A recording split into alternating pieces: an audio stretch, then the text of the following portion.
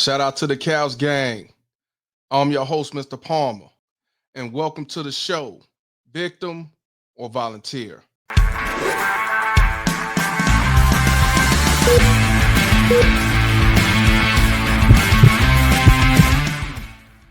What I want y'all to do, grab the nearest couch, sit back, and enjoy the ride. After this election between Trump and Harris, it showed a lot. You had so many black women who really thought that white women was gonna team up like Voltron and come together and make Kamala Harris the so-called first black African-American female president in the United States of America. Let Denzel speak on behalf of Malcolm X. Oh, I say it again, you've been had. You've been took. You've been hoodwinked, bamboozled, led astray. Now, you got a whole bunch of videos of black women who feel betrayed by white women, calling them out, falling out, crashing out. But I'm gonna play a few of them. One of them on TikTok, her name is Kim, at least that's what it says on her great coat. It says pharmacist, so she must be a doctor. She's a pharmacist. She even got to the point, she was so salty about how the votes turned out with the votes of white women and all the votes that black women did. It's like she converted to Catholic. You can't make Genuinely, how are you doing today? I'm exhausted, but I'm good. Thank you. Good.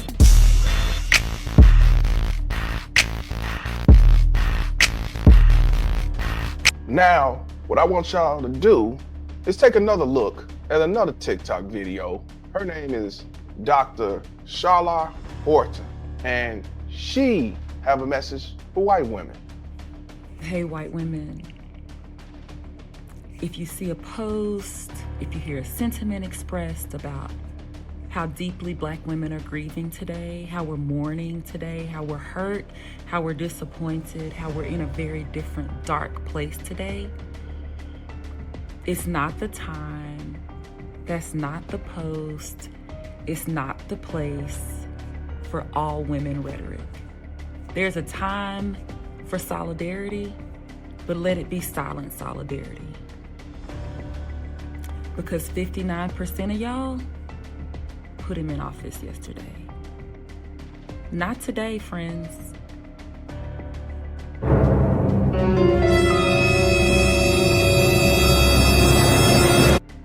Lastly, but not the least, my favorite one off TikTok. Now, I played this before in a previous video, but I need to play it again, where she crashed out in the car and she works somewhere in the hospital or she's working some type of dental clinic. Check this. Oh, no! No! No! Why?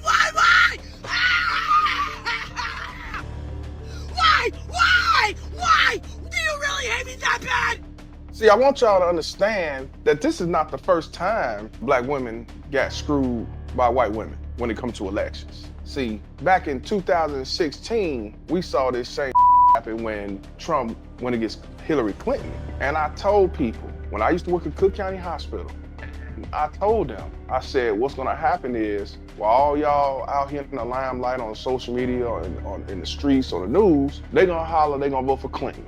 But when they get in that poll, they vote for Trump. Men and women, especially black women, telling me it ain't gonna happen and nah, that's not true. And sure enough, Trump became president. Now, I want you to understand that, and this is all my opinion, black women always wanted to have the same power as the white woman. They wanted to do anything that white women can do and also better. They follow them with the feminism. They help aid, assist. People don't realize that black women were the backbone of feminism. They was behind the scenes while the white woman was up front because black women could be out there. And plus, black women back then said it wouldn't be a good look because they'll go against them. But with white women, they knew they can make it happen, see? And also, when they see that the white woman now got feminism, which they was involved in, when they have, the slut walks at my body, my choice and all that, they want it in. White woman, man to white man, they want in. They want what they wanted and beyond. They really thought that they was a team. They really thought that they was together. They thought that we as women are in it to win it. It's not about race, it's about genders.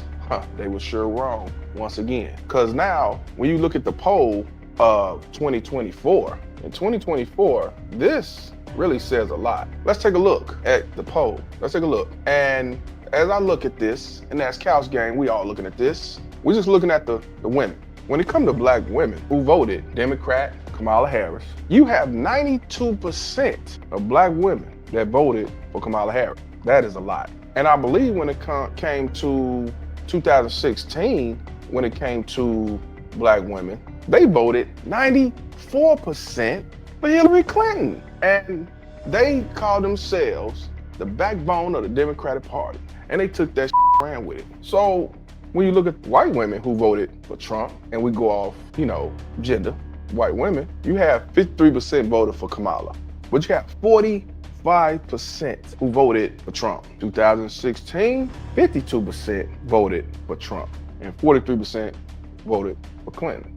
This is not the first time that black women was misled and sent off again, Now, even Joy Reid came out and said that white women are to blame for Harris losing. Now, she's speaking to North Carolina. I'm gonna go ahead and play that clip and let's hear what she got to say. And, if they didn't make their numbers and essentially exceed the numbers that Joe Biden had in the suburbs, and I think we have to be blunt about why. Black voters came through for Kamala Harris. White women voters did not. That is what it appears happened in that state, is that if you can't flip enough white women, and we've talked about this on this set numerous times, but it's a state where women lost their reproductive rights, where there was a very heavy push to get women to focus on not putting in place, re-electing, putting back into the White House the person who was responsible for taking those rights away and restoring them.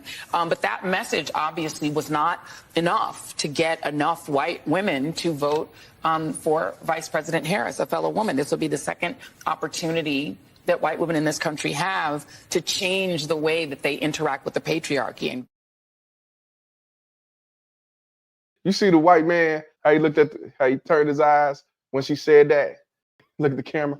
He is salty. Like, is she really calling out white women on MSNBC? Did y'all catch that? Now, kind of winding back to this guy. After he made that look to the side, he also looked at the white woman next to him like, you believe this? Just take a look and look at that. He couldn't believe that she called out white women. A lot of black women are really, really mad, really pissed off. They are calling out white women. See, a lot of black women with a black man, screw the black man with the feminism, using the system to destroy the black man, using government daddy's handouts over family unit.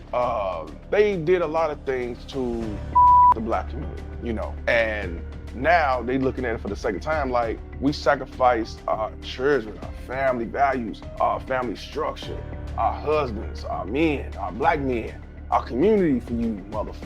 See, we sacrificed our beliefs, our conservative values for this. See, understand that. So even she called out white women. Now, I had went to a couple news articles and I looked up an article, and this was by a black woman by the name of Carmen P. Thompson. And the title of it was Allies or Foes? A look at race relations between women voters. This came out January 7th, 2025, right? And what she said is, let's be real. Many white women are not friends or allies of black women. They never have been. That's the truth, plain and simple. And as Maya Angelou once said, when someone tells you who they are, believe them. Black women must believe what white women keep showing us. On November the 5th, 53% of white women did what they always done, voted for whiteness. She also says, I thought foolishly that the majority of white women might support Kamala Harris's bid for the presidency, but no, it once again reminded us who they truly are. Now, and I want y'all to understand when she said that they also did that with Hillary Clinton, who was a white woman. So I don't think it had anything to do with the color of somebody's skin. They chose what they really believe in. They lied to you, they sent you off. Let's continue.